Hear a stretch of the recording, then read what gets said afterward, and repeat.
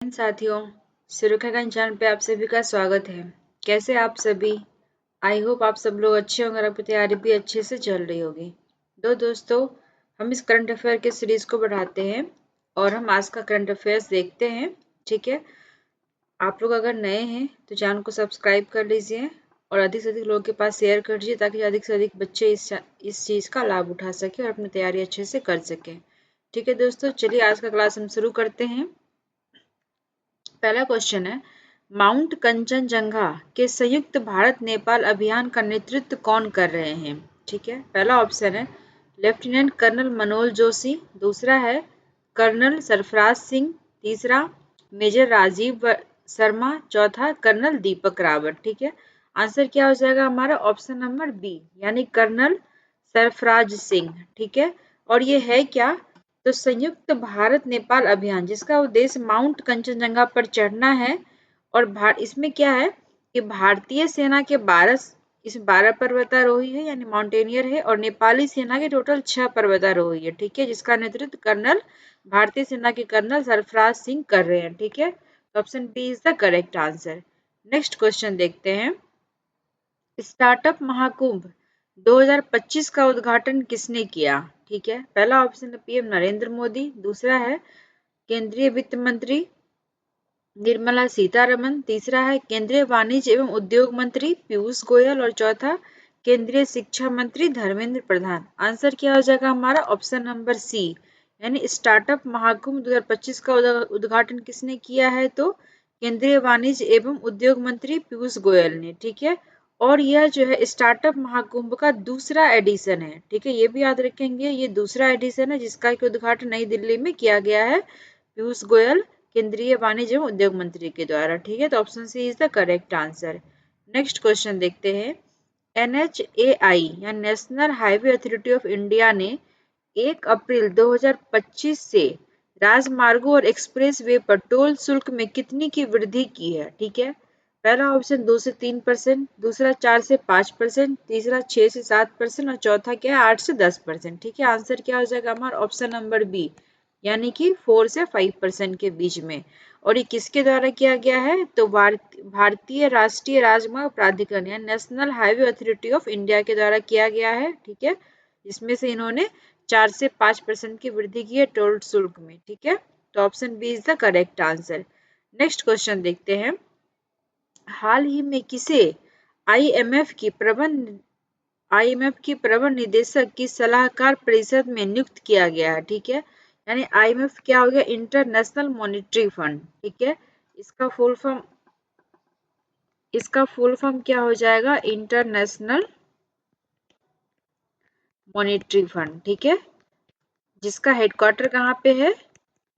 तो Washington DC में। ठीक है, कहाँ? यूएसए में। ठीक है, तो इसकी प्रबंध निदेशक के की सलाहकार समिति यानी एडवाइजरी काउंसिल में किसे नियुक्त किया गया है? तो आंसर क्या हो जाएगा हमारा? एन चंद्रशेखरन। ठीक है, ऑप्शन नंबर सी।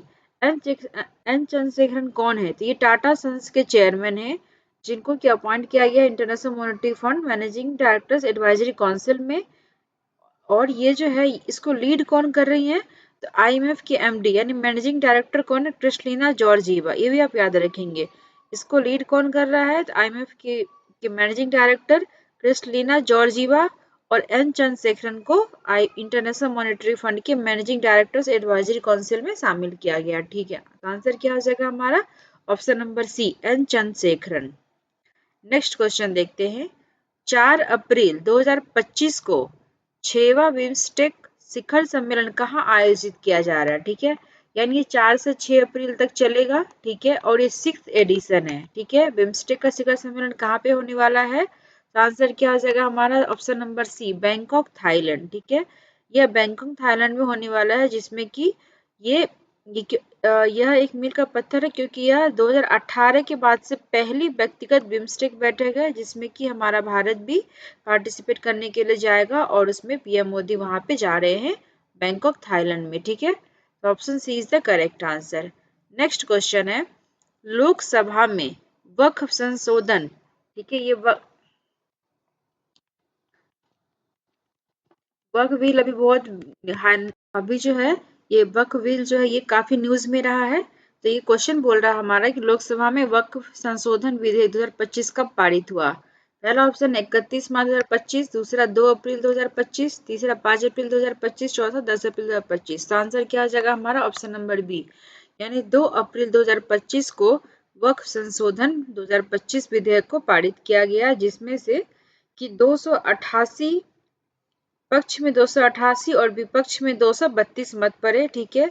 और सदन ने मुसलमान वक्फ अधिनियम 1923 को निरस्त करते हुए मुसलमान वक्फ निरसन विधेयक 2024 को मंजूरी दी है। ठीक है।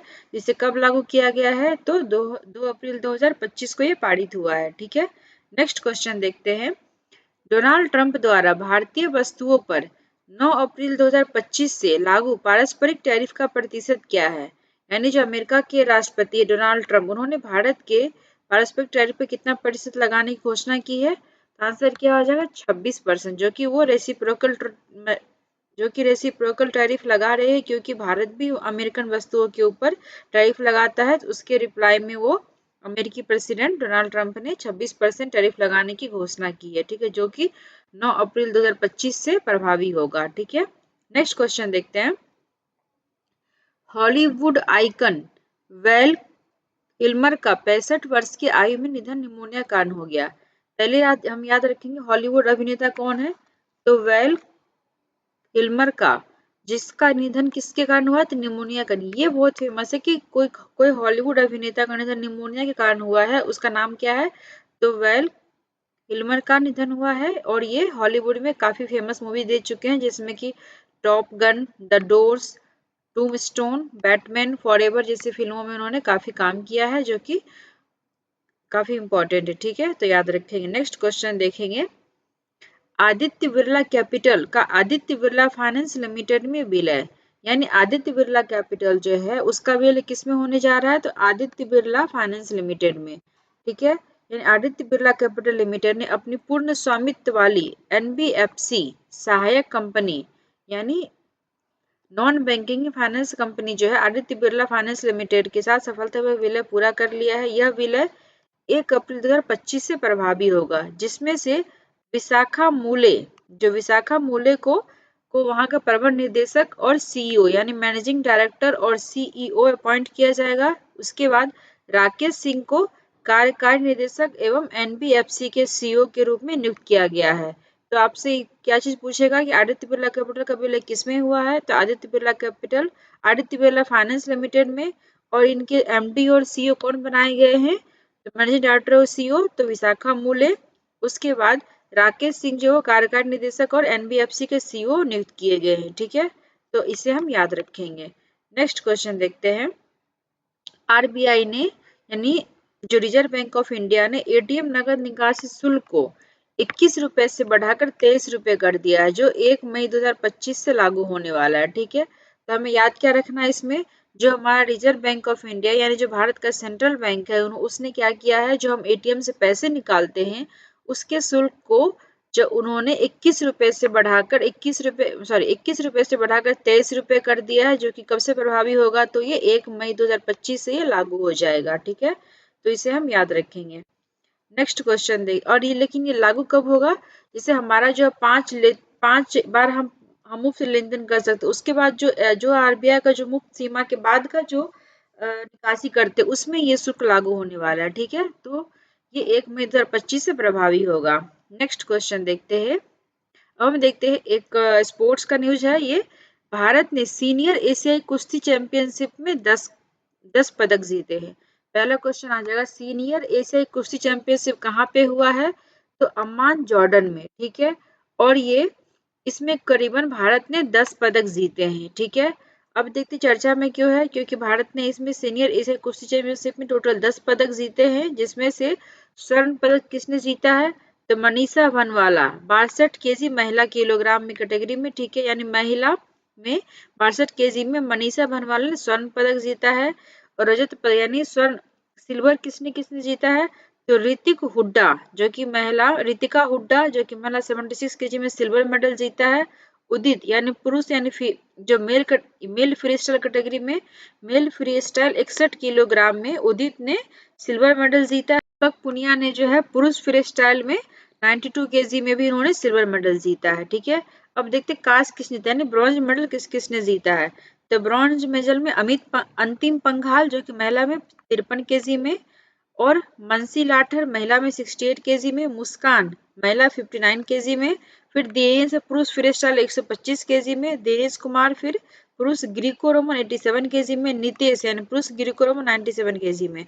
यानी कि जो कांस्य ब्रॉन्ज मेडल हो गया। स्वर्ण में का मनीषा भनवाला, सिल्वर में रितिका हुड्डा, उदित और दीपक पुनिया, और ब्रॉन्ज मेडल में अंतिम पंघाल, मनसी लाठर, मुस्कान, दिनेश कुमार और नितेश ने ब्रॉन्ज मेडल जीता है। और जो ये कुश्ती यानी सीनियर एशियाई कुश्ती चैंपियनशिप जो संचय यानी इसको ऑर्गेनाइज किसने किया था, तो यूनाइटेड वर्ल्ड रेसलिंग ने। ठीक है, यूनाइटेड वर्ल्ड रेसलिंग ने इसे ऑर्गेनाइज किया था। और इसका यूनाइटेड वर्ल्ड रेसलिंग का मुख्यालय कहाँ पे है, तो कोर्सियर सुरवेवे स्विट्जरलैंड में। ठीक है, यानी कोर्सियर सुरवेवे स्विट्जरलैंड में यूनाइटेड वर्ल्ड रेसलिंग का हेडक्वार्टर है। और इसके अध्यक्ष यानी चेयरमैन कौन है, तो नेनाद लोलोविच इसके चेयरमैन है। यूनाइटेड वर्ल्ड रेसलिंग के चेयरमैन कौन है, तो नेनाद लोलोविच। ठीक है, हमसे क्वेश्चन कैसे कैसे पूछ सकता है। इसमें जो सबसे इंपॉर्टेंट है वो है कितने मेडल जीते हैं, 10 मेडल जीते। ये कुश्ती हुआ कहाँ पे है, तो अम्मान जॉर्डन में हुआ है। सन इसमें जो है गोल्ड मेडल किसने जीता है, तो मनीषा भनवाला। इस तरह कुछ इंपॉर्टेंट क्वेश्चन पूछेंगे। ठीक है, ये स्पोर्ट्स न्यूज आप याद रखेंगे।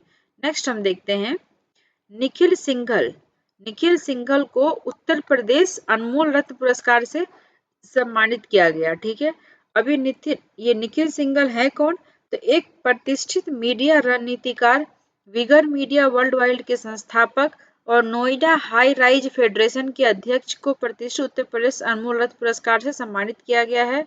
यह सम्मान 31 मार्च 2025 को ताज लखनऊ में इनको दिया जाएगा। तपस्या फाउंडेशन ट्रस्ट के द्वारा दिया जाएगा इन्हें। और यह पुरस्कार मीडिया और जनसंपर्क उद्योग में उनके असाधारण योगदान और रणनीतिक संचार में उनके उत्कृष्ट नेतृत्व क्षमता को मान्यता देता है।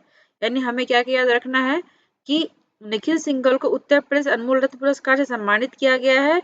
और इसे कौन दे रहा है, तो तपस्या फाउंडेशन ट्रस्ट के द्वारा यह पुरस्कार दिया जा रहा है। ठीक है, नेक्स्ट क्वेश्चन देखते हैं। आईआईटी मद्रास प्रवर्तक ने साइबर कमांडो के पहले बैच का प्रशिक्षण पूरा कर लिया। ठीक है, यानी जो बढ़ते अभी साइबर अपराध हो रहे हैं, जो फ्रॉड हो रहे हैं, साइबर ठगी हो रहे हैं, उसके लिए आईआईटी मद्रास प्रवर्तक टेक्नोलॉजी फाउंडेशन ने 1 अप्रैल 2025 को साइबर कमांडोज के पहले बैच का प्रशिक्षण सफलतापूर्वक पूरा कर लिया है। और इसका उद्देश्य क्या है, तो पूरे भारत में कानून प्रवर्तन अधिकारियों को उन्नत साइबर सुरक्षा तकनीक से लैस करना है, ताकि वो तेजी से विकसित हो रहे डिजिटल खतरों से प्रभावी रूप से निपट सके। ठीक है, तो ये हुआ कहाँ पे है, तो आईआईटी मद्रास में हमें, और ये पहला बैच है इसलिए इंपॉर्टेंट है, तो इसे हम याद रखेंगे।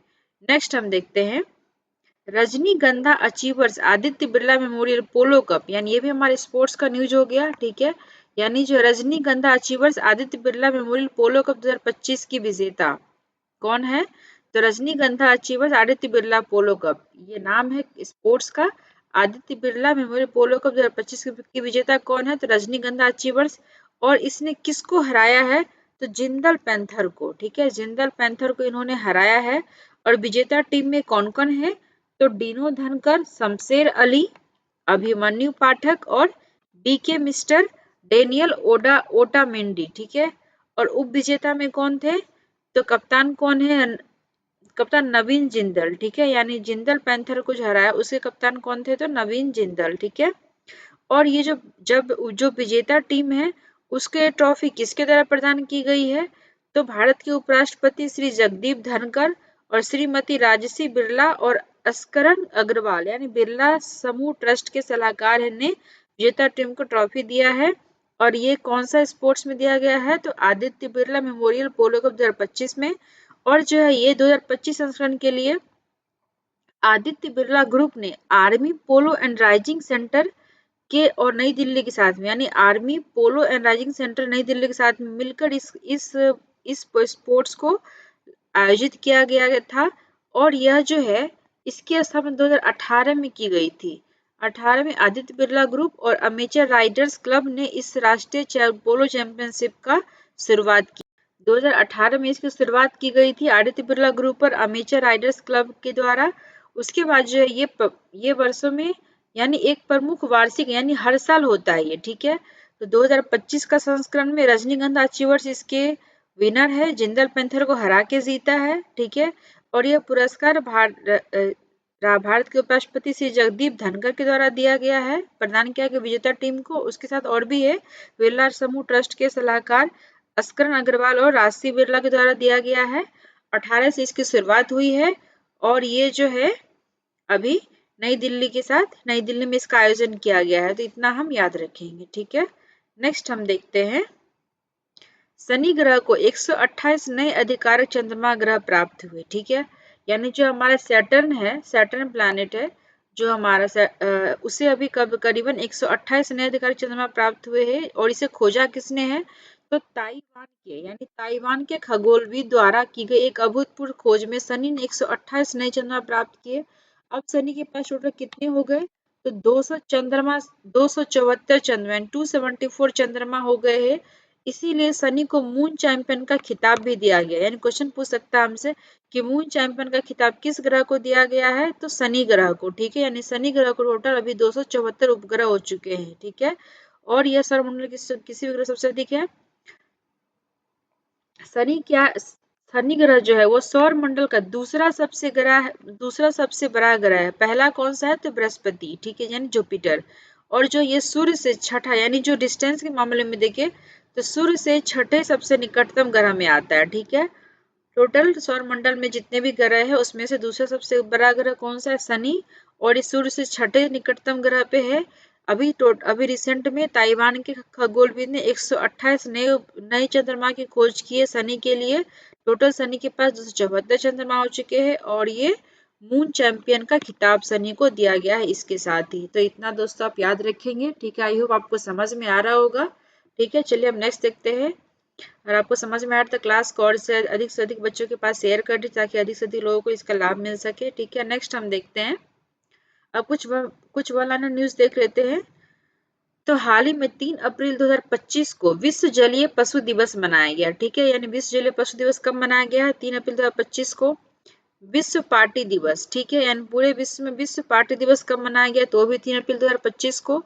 फिर राष्ट्रीय ट्वीट दिवस यानी नेशनल ट्वीट डे कब मनाया गया, तो 3 अप्रैल 2025 को, ठीक है, ये याद रखेंगे। नेक्स्ट हम देखते हैं, महाराष्ट्र सरकार ने 3 AI यानी artificial intelligence centre of excellence की, यानी CO centre of 3 artificial intelligence centre of excellence की स्थापना करने के लिए महाराष्ट्र सरकार ने किसके साथ साझेदारी की है, तो किसके साथ हो गया, तो माइक्रोसॉफ्ट के साथ में साझेदारी की है, ठीक है। नेक्स्ट हम देखते हैं, वैश्विक एस्बेस्टस जागरूकता सप्ताह, ठीक है, यानी ग्लोबल एस्बेस्टस अवेयरनेस वीक कब मनाया जाएगा, तो अप्रैल का पहला सप्ताह को वैश्विक एस्बेस्टस जागरूकता सप्ताह के रूप में मनाया जा रहा है, ठीक है। तो ये हम याद रखेंगे।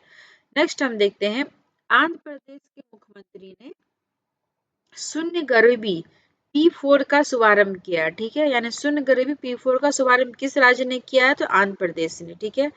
भारत और चीन 2025 में कौन सी वर्षगांठ मना रही है, तो 75वीं वर्षगांठ, जो कि इनकी राजनयिक संबंध को दर्शाता है। यानी भारत और चाइना जो 75वीं वर्षगांठ मना रहा है, ठीक है। नेक्स्ट हम देखते हैं, इंडिया बार शो 2025। इंडिया बार शो 2025 है वो भारत का पहला अंतरराष्ट्रीय बार और पेय व्यापार शो बन गया, ठीक है। यानी इंडिया बार शो 2025 है वो भारत का पहला अंतरराष्ट्रीय बार और पेय व्यापार शो बन चुका है। अब है स्टार एयर जो है वो एविएटर रेवेन्यू सिस्टम का उपयोग करने वाली पहली भारतीय एयरलाइंस बन गई। यानी एविएटर रेवेन्यू सिस्टम का उपयोग करने वाली पहली भारतीय एयरलाइन कौन बन गई है, तो आंसर क्या हो जाएगा, स्टार एयर, ठीक है। उसके साथ ही उमर अब्दुल्ला जम्मू कश्मीर के चीफ मिनिस्टर है, यानी जम्मू कश्मीर के मुख्यमंत्री कौन है, तो उमर अब्दुल्ला। उन्होंने अपने राज्य में महिलाओं के लिए निःशुल्क बस सेवा की शुरुआत की है, ठीक है।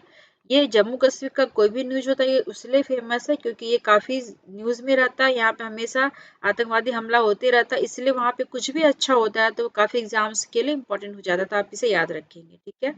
नेक्स्ट हम देखते हैं, महिला और बाल विकास मंत्रालय ने 2024-25 में भारत के गोद लेने के पारिस्थितिकी तंत्र में उल्लेखनीय वृद्धि देखी गई है, जिसमें कि रिकॉर्ड 45 से 15 बच्चों को गोद लिया गया है। तो काफी अच्छी चीज है कि कोई जो है जिसके मतलब जो भी कपल्स है यानी जो भी शादीशुदा लोग हैं, अगर उनको बच्चे नहीं हो रहे और वो बच्चे को गोद ले रहे, उन्हें पढ़ा लिखा रहे, उनको एक मतलब प्यार दे रहे, तो काफी अच्छी चीजें हैं। उसमें रिकॉर्ड तौर वृद्धि कितनी देखी गई है, तो 45 से 15 बच्चों को वित्त वर्ष 24-25 में गोद लिया गया, जो कि एक अचीवमेंट बोल सकते हैं हमारे देश के पॉजिटिव वे में। ठीक है, तो हम देखते हैं, हाल ही में चर्चा में रहे बोध गया मंदिर को यूनेस्को द्वारा कब विश्व धरोहर स्थल घोषित किया गया था। ठीक है, पहली बात तो ये बोध गया मंदिर है कहाँ पे। ठीक है, तो ये बोध गया मंदिर जो है गया बिहार में है। ठीक है, और इसे विश्व धरोहर स्थल यानी यूनेस्को में कब शामिल किया गया था, तो ये 2002 में। ठीक है, याद रखेंगे, यानी बोध गया मंदिर